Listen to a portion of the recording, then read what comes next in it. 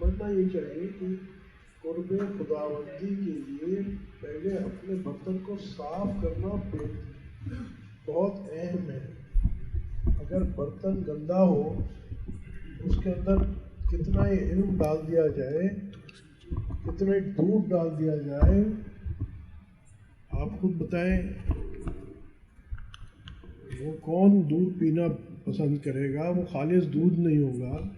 اگر برتن کے اندر ہی پیشاب کے چھینٹے پڑے ہوئے تھے, اس میں آپ نے شربت ڈالا, دودھ ڈالا, کچھ بھی ڈال دیا, تو کون وہ پینا پسند کرے گا؟ تو معرفت الہی ہمارے قلب میں آ جائے, ہمیں قرب الہی نصیب ہو جائے, اس کے لیے لا محالہ یہ ضروری ہے کہ ہم پہلے اپنے دل کے برتن کو صاف رکھیں. ہم یہ نہیں سمجھتے. حبیب بھائی نے ایک سوال کیا تھا, اس کے جواب میں عرض کر رہا تھا کہ پہلے جب تک ہم یہ مراقبہ, آپ نے دیکھا ہوگا یہاں بھی کچھ نئے ساتھی بھی, کہ مراقبے پہ ہمارے یہاں ویسے سلسلے میں بہت زیادہ ایمفسس ہے, اور بار بار آپ سوچتے ہوں گے ابھی ہم نے بھئی وہ تراویح میں بھی مراقبے کیے ہیں, یا پھر جو ہے وہ کل ظہر سے پہلے بھی مراقبے کی نشست ہوگی, پھر ختمات کل ہوں گے عصر کے بعد, اس کے بعد بھی مختصر مراقبہ ہوتا. تو اس میں اتنی ایمفسس کیوں, اور اس کا کیا فائدہ ہے؟ ایسی کون سی چیز ہے؟ یہ صرف تسبیح گھما کے نیکی کمانے والا عمل نہیں ہے. اس کا مقصد صرف یہ نہیں کہ ٹھیک ہے آپ مراقبہ کریں گے اور اتنی نیکیاں مل جائیں گی. یہاں نیکیاں تو ملیں گی, اللہ کا نام لے رہے ہو تو ظاہری بات ہے. حضرت عائشہ رضی اللہ تعالیٰ عنہا سے مروی ہے کہ جو ذکر دل سے کیا جاتا ہے اس کو لسانی ذکر پہ 70 گنا سے زیادہ کی فضیلت حاصل ہے. تو وہ تو بالکل ہے ساری چیزیں, مگر اصل چیز کیا ہے؟ ہمیں اپنے سلوک میں اس چیز کو بہت سمجھنا چاہیے. اور مراقبے پہ ہم کیوں زور دیتے ہیں اور دینا چاہیے؟ اس واسطے نہیں کہ میرے بس سارے سبق پورے ہو جائیں. بھائی سارے سبق پورے ہو گئے اور ہر سبق کا پورا فائدہ مجھے نہیں آیا تو بیک ٹو اسکوائر ون. ہمارے مشائخ تو دوبارہ پیچھے سے شروع کروا دیتے ہیں. آپ نے ایک اینٹی بائیوٹک کا کورس کیا, بیماری نہیں گئی, ڈاکٹر کہتا ہے پھر دوبارہ کر لو. تو اس مراقبے کا مقصد کیا تھا؟ رائٹ فرام ون, کوئی پہلا مراقبہ کر رہا ہے, کوئی 10واں کر رہا ہے, کوئی 35واں کر رہا ہے, وہ اس کو اچھی طرح سمجھنا چاہیے کہ ایون 35 حد نہیں ہے. اب وہ بات آگے چلی جائے گی, مختصر اشارہ کر دیتا ہوں. وہ 35واں سبق ہے, دائرہ لا تعین سے فیض آتا ہے. لا تعین, جس کا کوئی تعین نہ ہو, دیٹ مینز اس کے حقائق تو انفائنائٹ ہیں, لامحدود ہیں. اب وہ بات آگے نکل جائے گی, اس کو چھوڑو. ابھی ہمارے جو کام کی بات ہے وہ یہ ہے کہ پہلے 7 اسباق پہ ہم جو زور دیتے ہیں وہ اس واسطے تاکہ ہمارے اخلاق رذیلہ نکل جائیں. جتنا برتن صاف ہوگا اتنا زیادہ اس کے اندر اس نور کی صلاحیت ہوگی. قادری سلسلے میں وہ لاکھوں کی تعداد میں استغفار, ان کا پہلا سبق استغفار ہے. وہ تو 1.25 کروڑ مرتبہ ختم کرواتے ہیں استغفار کا. ان کا کانسیپٹ کیا ہے کہ جب تک برتن جتنا بولتے ہیں, جتنا کوئی استغفار میں کمال حاصل کرے گا اتنا پھر ترقی کرے گا. کیونکہ جتنا اخلاق رذیلہ سے انسان پاک ہوگا, اخلاق رذیلہ صفت حیوانی ہے, صفت ملکوتی نہیں ہے. ملکوتی فرشتوں کی صفت.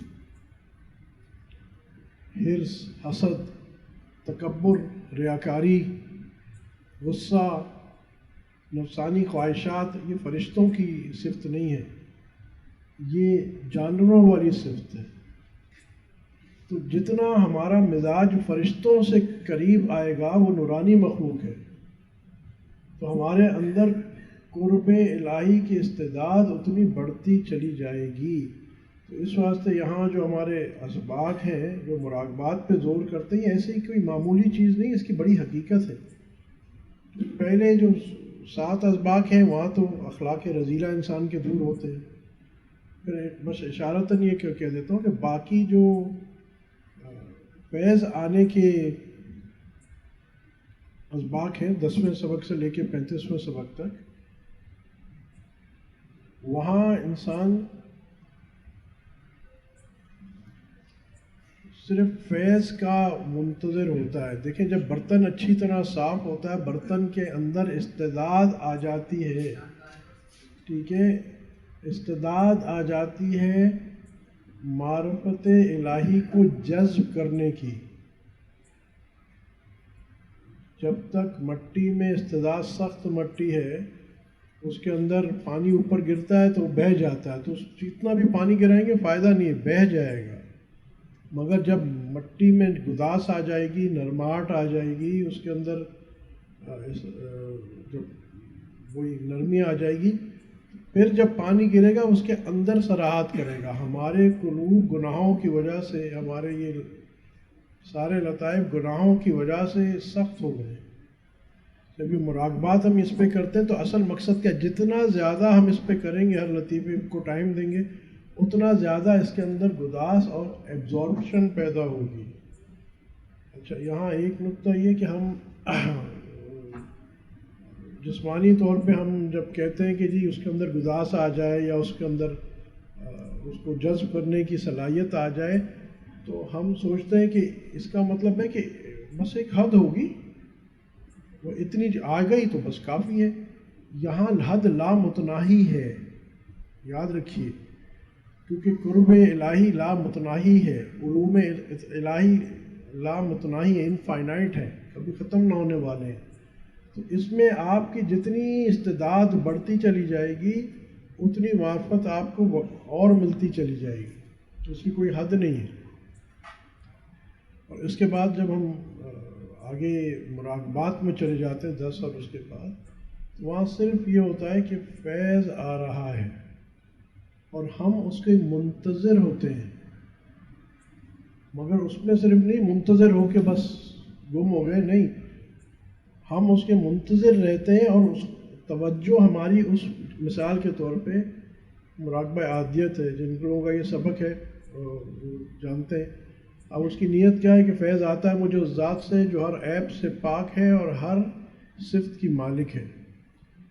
مورد فیض یعنی میرے آنے کی جگہ جو ہے وہ میرا لطیفہ قلب ہے، قلب پہ آ رہا ہے۔ تو یہاں یہ ایک تھوڑا میں سمجھانے کے لیے صرف آپ کو عرض کر رہا ہوں، جس کا سبق نہیں بھی ہے کوئی بات نہیں، بات تو سمجھ آ جائے گی انشاءاللہ، فیوچر میں آپ کو کام آئے گا۔ کہ یہاں اگر آپ تھوڑا سا غور کریں کہ یہ نیت کیا کہہ رہی ہے، کہ فیض آ رہا ہے یعنی اللہ پاک کی ذات سے آ رہا ہے۔ کون سی ذات ہے؟ جو تمام صفات کی مالک ہے اور تمام رذائل سے پاک ہے۔ اگر آپ دیکھیں تو یہ جس کو کہتے ہیں پرفیکشن، پرفیکشن کیا ہوگا؟ جس کو کہتے ہیں پرفیکٹ، پرفیکشن کے لیے ضروری ہے کہ کوئی عیب نہ ہو، اور انتہائی پرفیکشن کے لیے ضروری ہے کہ اس میں ہر صفت موجود ہو۔ آپ دیکھیے اس طرح اس نقطے پہ غور کریں، کبھی ہم نے اس بات پہ سوچا ہے کہ اللہ پاک ہر عیب سے پاک ہے اور ہر صفت کا مالک ہے۔ ہر عیب سے پاک ہونا چلو ٹھیک ہے جی، عیب نہیں، مگر ہر صفت کا بھی مالک ہے۔ بہت عجیب اس میں نقطے ہیں۔ بہرحال جب یہ ہم مراقبات کرتے ہیں تو اس سے ہمیں فائدہ کیا ہوتا ہے کہ یہ ساری چیزیں اللہ کی طرف سے جو نقطے ہیں وہ سارے ہمیں کھلتے چلے جاتے ہیں۔ اس سے ہمیں فائدہ کیا ہوتا ہے؟ آخر میں یاد رکھیے گا، شروع سے لے کے آخر تک مقصود کیا ہے کہ ہماری زندگی سنت نبی صلی اللہ علیہ وسلم پر آ جائے۔